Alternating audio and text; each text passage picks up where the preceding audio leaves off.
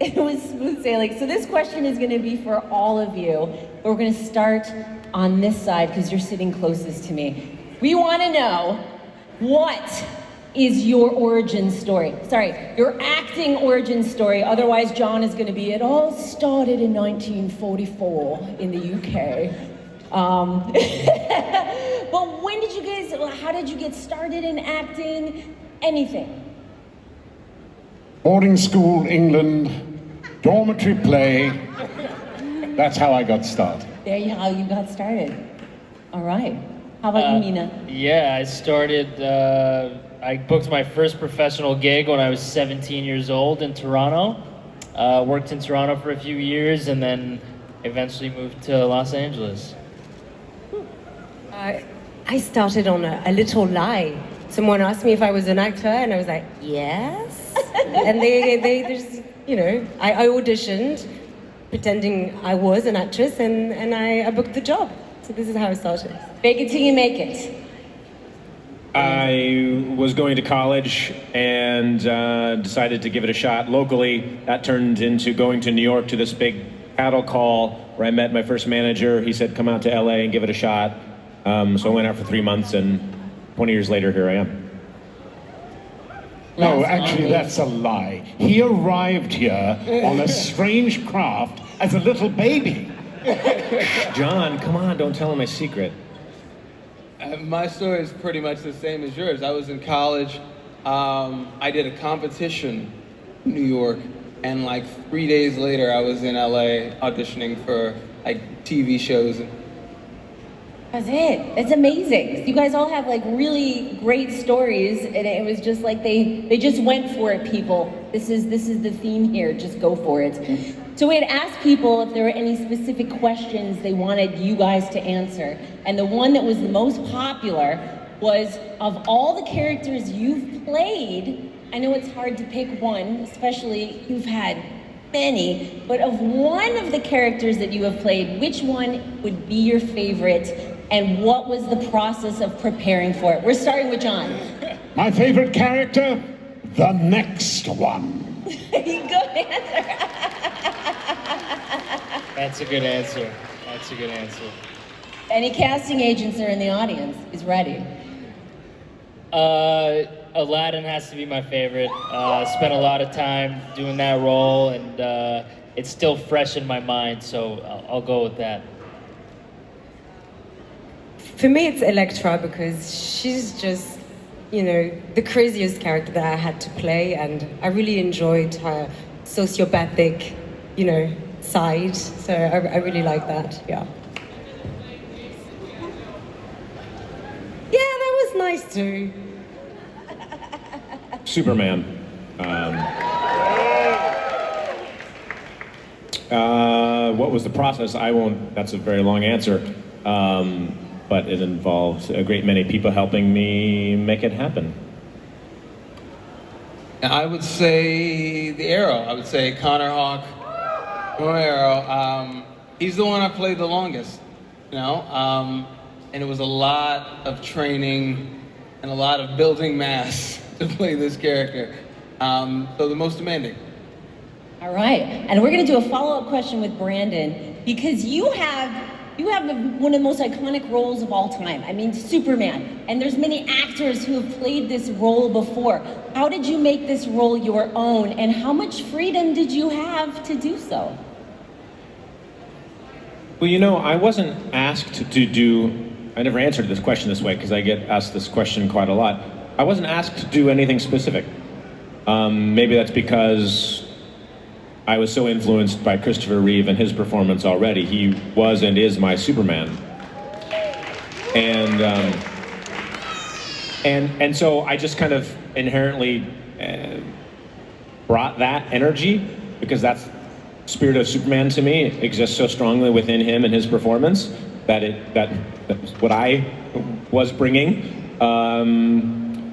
So I had freedom to do what I wanted to do, but it existed in that zone. So, you know, the liberties that I took were to make him move as if movement was effortless.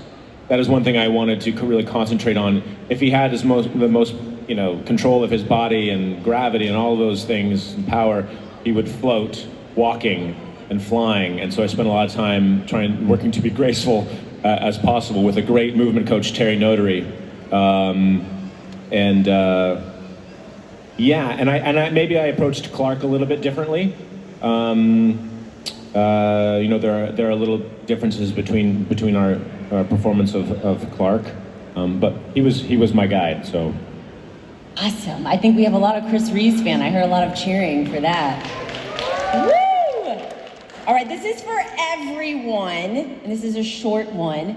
So I know as actors, sometimes it's really hard to watch films and shows and not overanalyze them.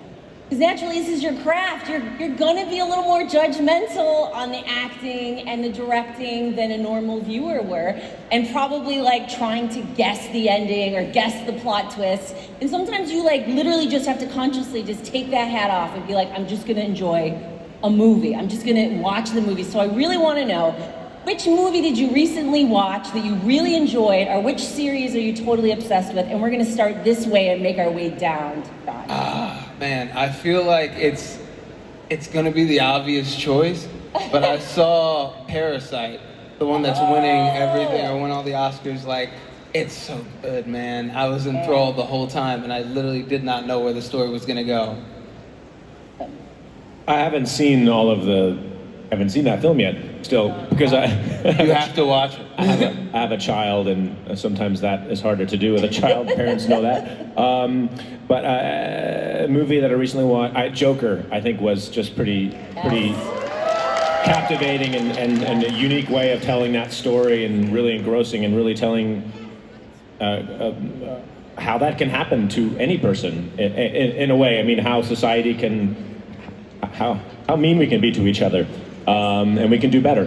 The series that I've been, and the series that I've been watching, many, but Picard, I think is just fantastic. Just what they're doing with Picard, the Star Trek Picard series on, fascinating, great acting, and just, it looks like a movie. I mean, it's amazing what television is doing. I've watched Judy. Yes. And it wasn't what I expected, and just, and her performance is incredible. Did a great job. That's a good one to watch. Yeah, that's a good one. And Succession. I stole it. Like, no. Yeah, that's a good one. Yeah, I was gonna say Succession on HBO. It's a good ensemble piece, and the acting's terrific, very grounded. And for films, there's been a lot of good films this year. I'd go with Parasite. Joker was really good. If something else comes to me, I'll let you know. But those are all very good. Yeah, there's a lot of people who are like, I don't want to watch Parasite. I have to read the whole movie. It's like, do it. It's worth it. It's so worth it. Yeah. Like, come on. And people don't want to read anything anymore. John. I urge you all to go and see Tolkien, a marvelous movie. Some of you may also enjoy The Death of Stalin. Wonderfully black-looking film, that is. Dark, yes. And that, who's the Sleeping Beauty one, the second one. What's that? Maleficent? Yes. Yes. Maleficent. Oh, magnificent. Wonderful. Oh. Angelina Jolie fan? Oh, and how? Anybody else? Angelina? Yes. Maleficent? I saw some walking with some of you guys. There you are. There you are. She's ready in her cosplay. All right, so we had another group of Comic-Coners, and they really wanted to ask you guys, if you had a superpower, what would it be and why? And we'll start with John, and we'll go down this way since we started with you last time. If you had or do you want me to skip to Mina? Or do you want Oh, my superpower. What would it be? My superpower would be the ability not to get annoyed. That would be a good If I one. had that, I good could one. conquer the world. Very good one.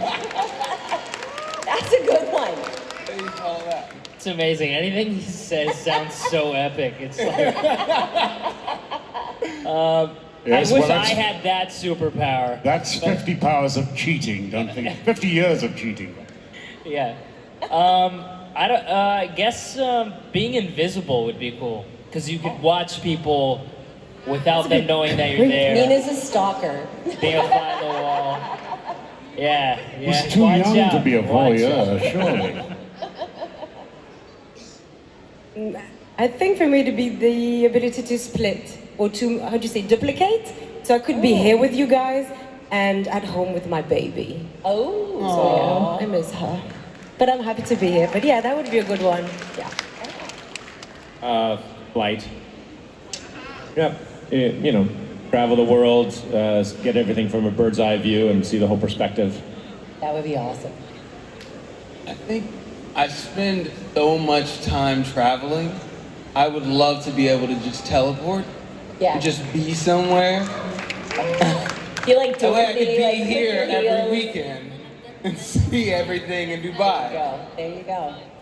But you know that you would travel at that speed, but there'd still be the security line beforehand.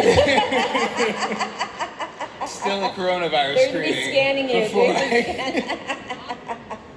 So Lodi, so Brandon said you have a young child, and you said you have a baby. I just had twin boys.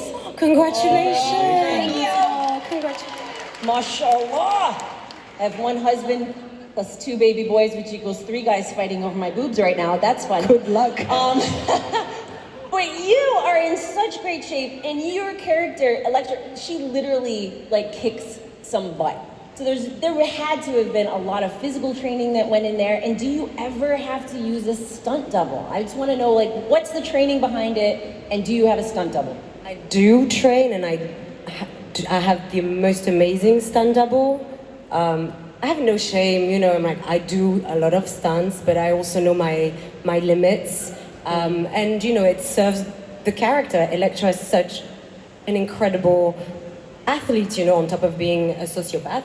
So she's got some skills that I don't have. So it was really funny because for Daredevil, they thought I was a ninja. They were like, oh, here are your size, and you don't need training, and you just need to show up and do the choreography, which we did. So I'm a black belt of karate. That helped. Ooh, For that the definitely second show, we did the Defenders after that, and I carry on with Electra. I was like, guys, I need training. I'm not a ninja, right? So then I trained a lot, and basically every week, and it was the same on Daredevil.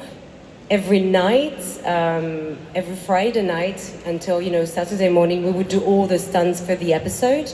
So I would do everything, Lauren would do everything, and she would do the crazy, you know, the wires and stuff. So yeah, it was very, very physical, but I think it pays off. When you watch the show, it really, I think it's really pretty cool. Definitely. So yeah. Woo! Black belt in the house. This is going to be for all of you. I'm going to open it up to all of you. I'm wearing a gonna black start. belt. You're Is wearing, that- yes, he's wearing black shoes. He's wearing a black belt. I would expect nothing less. He's checking. Black belt? Also a black belt. I'm going to start with you, Joseph, and then we'll open it up to everyone. Let's talk about auditioning, the casting process, because people don't really get to see that side. They just get to watch the end product of the movie. But what is like one of the weirdest or most memorable auditions you have been on? Oh God, there's too many horror stories to just think of one. Auditioning is such Agreed. a huge part of the game. The one thing that I had to stop doing, like within the first year of being out in LA, is commercial auditions. Oh. Like a lot of them, and I don't think people realize this, they have very little dialogue, and it's all just like reacting thing. So I would walk into a room, and like there wouldn't be any lines in the commercial, and they're like, "All right, you're dancing." Like you're doing your happy dance, but then something flies in. You have to drop to the ground, and it's and it's just like a lot of nonsense with nothing around you. And then they're like, "All right, thank you, you can go." You just feel Thank you for embarrassing yourself for our Now we're entertainment. all There gonna you go. Google like which commercials was he in later on. Does anybody else have some I mean, audition stories? auditioning is more challenging than getting the job. It's Yeah. the most nerve-wracking, dejected feeling possibility. It's the hardest part of the gig, but allows you a lot of opportunity to learn and grow and to get used to it if you can. And that's when you can. I think people have more success when they can get over that. But a funny audition is just that I had originally screen tested. Before I screen tested for Superman the first time, or after I'd done it, I can't remember, in that time when people knew. I was kind of at the top of people's list. Oh, this guy, he's going to be testing for Superman. So I got into a lot of rooms, auditioning rooms, that I probably shouldn't have been in because I was not a very good auditioner then. I'm still not great at it, but I'm working on it. Anyway, I auditioned for the Human Torch. But I just couldn't care enough about it because I was possibly going to be Superman. Anyway, the best man for the job got it anyway, Chris Evans. So there you go. But it was a bad audition, I think. Oh man. Anybody else? Auditions. The great secret to an audition is to already have a job.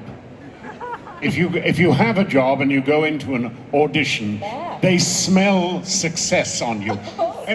It's like when you're 17 and you haven't got a girlfriend, you exude failure. But once you have a girlfriend, you're set up for life, really. There you go. Get engaged. That's like they always say, start, interviewing for a job before you leave the other one. So there you go. Mina, I'm gonna talk to you. Yes. So the really irritating thing at the moment is these self-taping auditions. Right? Yeah, you didn't have you didn't used to do that. No, I don't do them. I lose jobs because I won't do the darn things. Because the secret of acting really is being able to listen and to calculate. Well, by And the energy. That's right, and just to take it from the other person and give it back. And that you can't get when you're holding the damn camera there and, trying to say these darn, stupid. So self-taping, for those of you who don't know, the industry has now become so digital. So instead of going into the room with a casting director, a lot of the time now they just ask you to tape at home. So it's good in a way because you can do it 50 times, but it is bad because it kind of takes the energy out there. When you go in the room, you can flirt with the casting director and impress them. I don't mean flirt in that way, but you can use your energy. So those of you who don't know, that's how it works. And that's how he got the role of Aladdin, ladies and gentlemen. Yeah, I didn't act at all. So being over here, when we found out that they're doing, they're making Aladdin, everyone over here was like, they better cast an Arab. Let's just be honest. Everyone, right? We were like, they better cast an Arab. Come on. Yeah, damn right. It's Aladdin. Come on.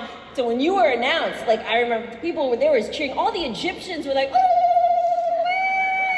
we have Rami Malek, we have Rami Youssef, and now we have me, Habibi. It was such a huge celebration. And it is, there's so many more Arab Americans coming up in acting, which aren't usually represented in a very positive way. So this is so exciting. He's like, what about me? The best digger in Cairo.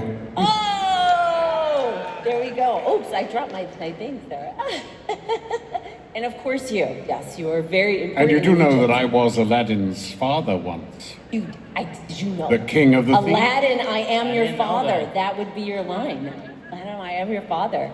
And for you, then, you made some comments recently that then said after the role of Aladdin, you haven't had many auditions, which is really surprising. So we just want to ask you, how do you feel? Is it progressing for Arabs? And has it gotten better since you commented on the lack of auditions? Have you gotten more, Yeah, I mean, listen, it's definitely gotten better than when I started 10 years ago. I mean, when I started 10 years ago, my first professional union job was Al Qaeda #2, and I had 2 Yes, lines. there you go. So yeah, it's gotten better, but I think if you take a look at the African American community, for example, they've been fighting for their place in Hollywood Yes. for decades and decades and decades.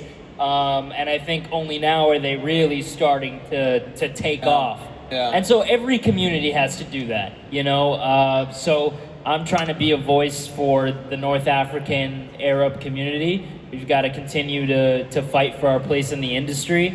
And we're seeing it with Asians now too, with Parasite Yes. and Crazy Rich Asians and Aquafina. And so, every group I think has got to fight for their rights, so. It's still The thing is surprising to me when they're like the first Yeah. African American woman to this Yeah. or that. It's like, but this is 2020. Why are they still first? It comes down to people who are telling the stories as well. Yes. Because all of the people who have a voice in Hollywood are just writing the stories they know, and they don't know other culture.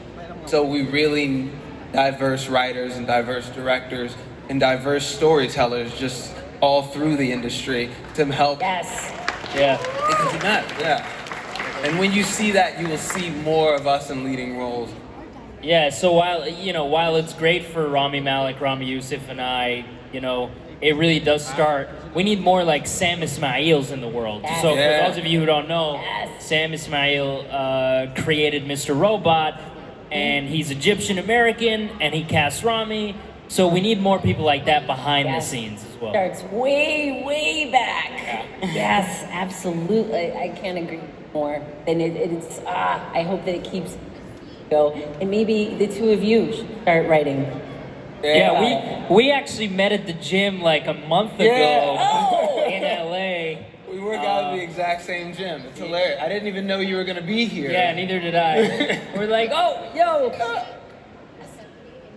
So we're gonna ask. There's who here would be interested in becoming an actor or being in films? I think we have some. They're raising their hands. They're being polite. They're like, yes. That's it? Yes, Come yes. on, come on. Like that's it. But I think it's always great to get some words of wisdom that you could have given yourself, maybe looking back. And we're gonna have to start with you, and we can go down the line. But you've had such. Your career wasn't just like a one-hit quitter. Like you have like gone through decades, and because sometimes people, you might only have one album or one role, and you've really maintained like these fantastic roles.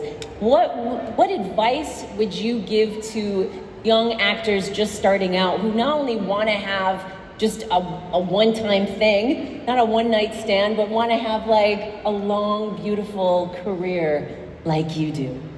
First of all, prepare. If you can, work on the stage, because there's nothing like walking on a stage with a new take on a part and starting it and realizing the audience hates every bit of it. And then you've got to go on the next night and the next night and the next night, and you have to change and modify it. Always respect the audience. The one adage that every actor, every writer, anyone involved with the theater or film should have is expressed by Dr. Johnson, and it should be a big plaque on your wall opposite your bed, so every morning you wake up and you look at it and it reads, "The drama's laws, the drama's patrons give, and we who live to please must please to live." It's about the audience.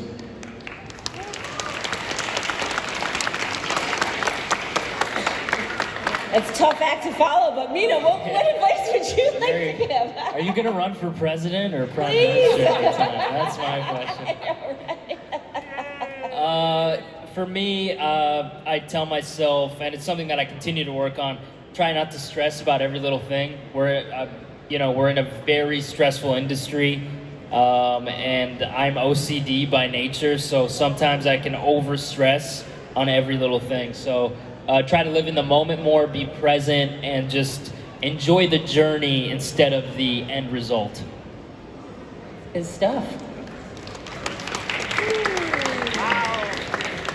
I would say so many things. I think I try to approach it with an open heart and really go at it with an open heart and not with my ego. Don't know if it makes sense really, but there's a lot of ego in this industry. And I think we're all in there originally because we have a passion. And I think it's good to keep, the focus on that and the love you have for the art. Yeah, the artistry. I think that's what I try to keep in mind. Yeah. The root of why you love it. It's easy to forget about that. That's good, the passion. Brandon. I think that a couple important things for acting and really for life in general, because they really mirror each other in many ways. We study character, we study humanity, we study what it's like to be in somebody else's shoes, to feel their emotions. And so in order to do that truly and be authentic, you have to be in touch with your own emotions, both good and bad, and find that balance for yourself. And it's a challenge, but that's a challenge that I've gone on, and it's made my acting better and me better as a person. And then listening. Listening is incredibly important in life and in acting, to respond authentically.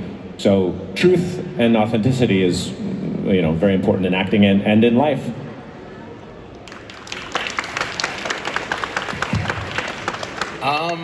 I think the best advice I ever got was don't suck and don't quit. Okay. And that was it. Like, it was simple enough to... Depending on who gave you that advice. We won't get dirty. You only We won't have to get do dirty. two things. Don't suck and don't quit. And don't quit. You didn't think that you'd have motivational speakers today, did you guys? Give them a round of applause for their advice. I keep dropping this. My goodness. I know. I keep dropping. So we're going to end with this, and I think if we have time,